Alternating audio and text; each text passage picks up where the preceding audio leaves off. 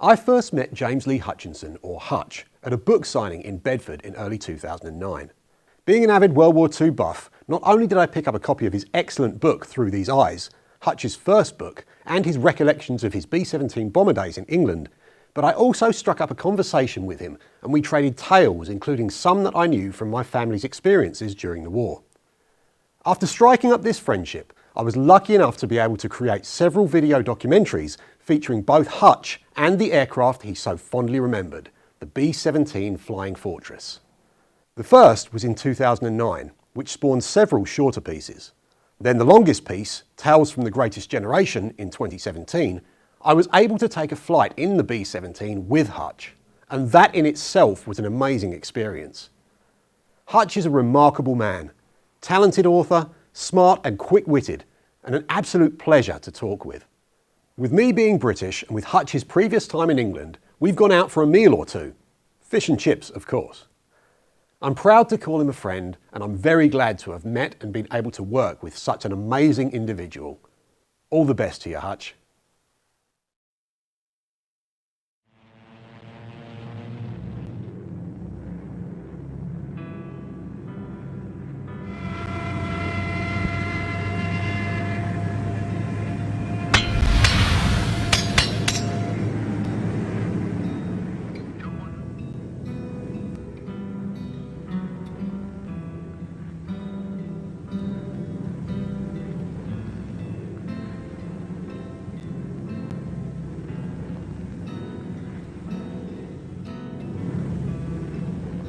World War II was the war that saved the world, saved our freedoms, actually. And it was a world war.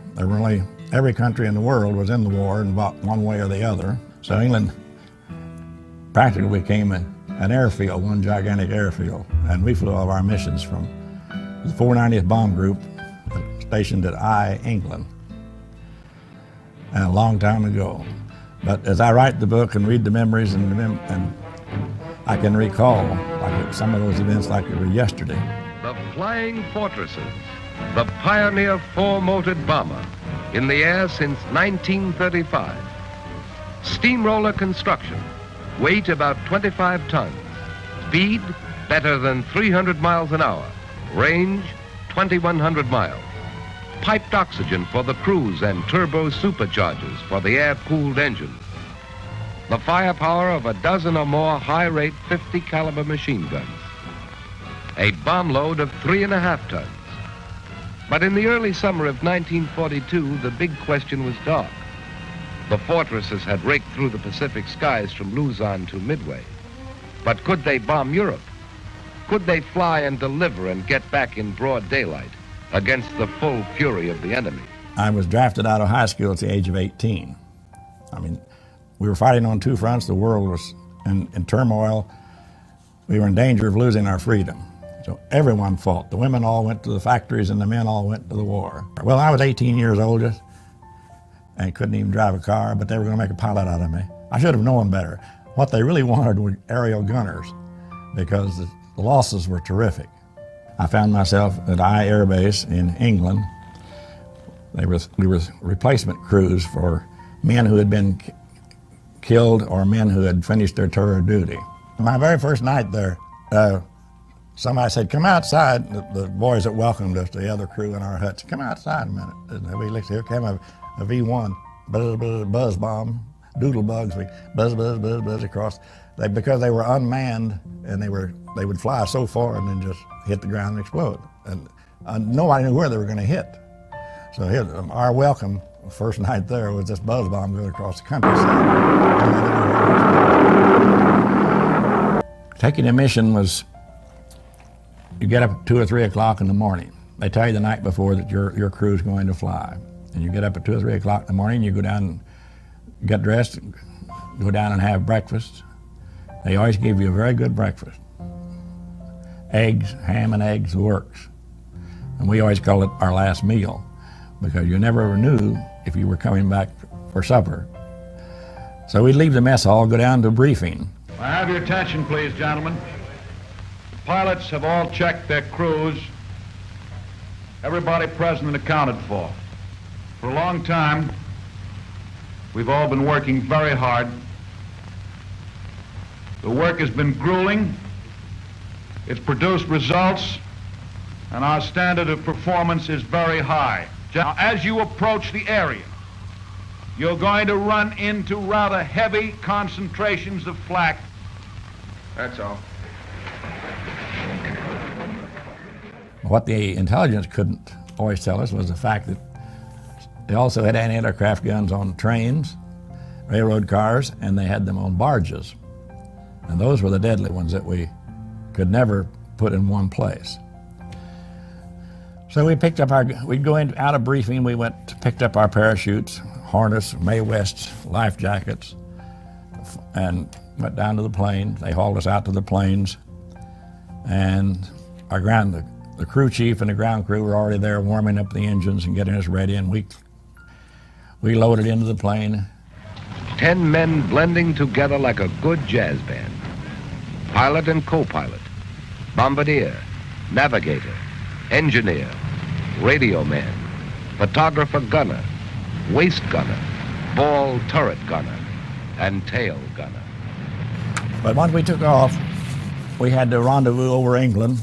And England, from the ground, you could see all the planes, maybe 800 to 1,000 planes, gathering together and getting their formations and getting into the bomber stream headed for the target. Well, the hazard was that before you got to enemy territory, you had to go up to about 20,000 feet or 25,000 feet.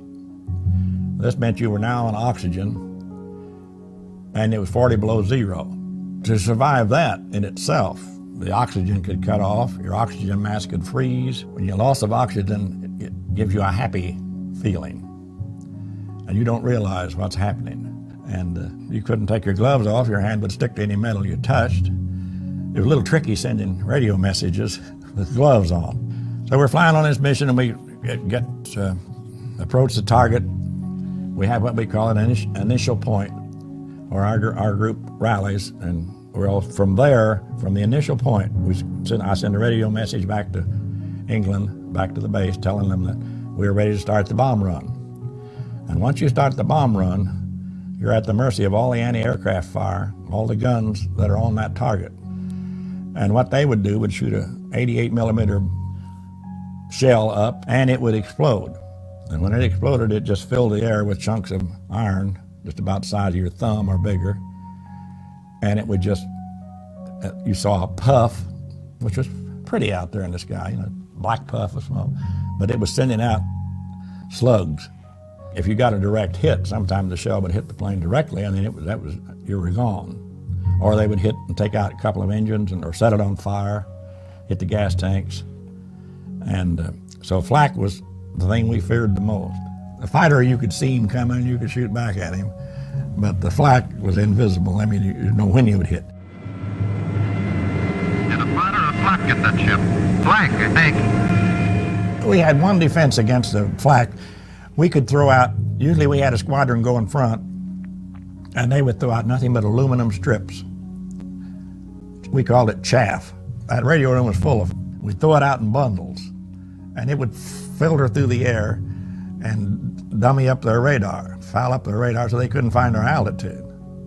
And it had to help, because once we started that bomb run, the lead crew, we were flying point. The pilot turned the control of the plane over to the bombardier.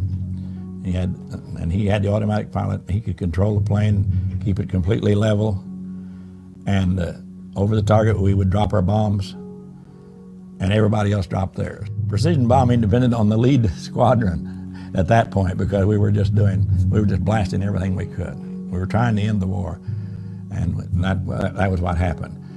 And not our fighters or the German fighters never bothered to go in that field of flak because it was so deadly. But once you came out of it, once our group came out of it, then we had to prearranged signal. We would circle and form again, and that's when the fighters would hit us. Okay, here they are. 9 o'clock high, enemy fighters. Same thing at 3 o'clock. Seems obvious. They're staying out of range. Going out ahead to turn in for a frontal attack. High. All turrets swing about to help guard the rear. Top turrets hunt the sky above in all directions.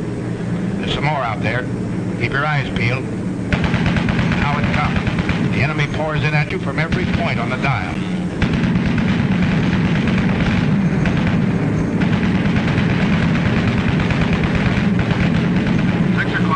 Level, 2 more, 5. Watch it. Get that one at 3. No, he's going low. Here he comes up. You got the colonel's wingman, smoking on number 4. He's going out and down. Check the chute, you guys. 1 chute out of the tail. 2 out of the waist. Another 2 boys out of the nose. That's 2 more. Pilot the tail. Pilot the tail. Let me know how they're doing back there. Roger. Fighter, 6 o'clock. Coming through.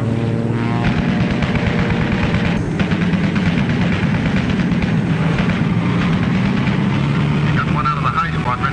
Yep. No chance there.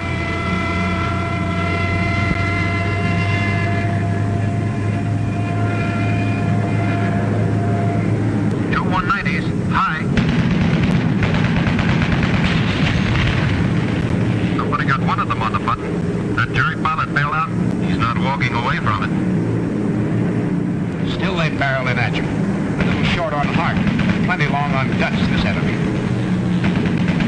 Another 17 hit. And again you have to close the gap in the formation.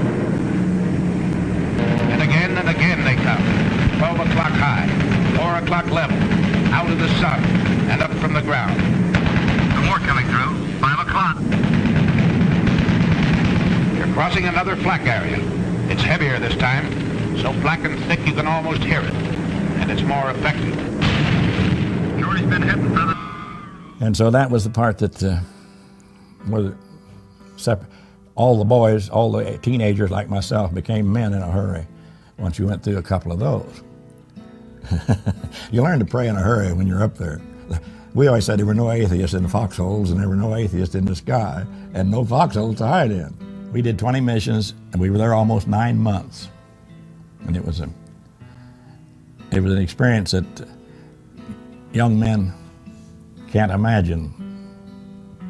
I was home before I was 20. No, I was home at 20. Enrolled in IU and forgot about the war for quite some time.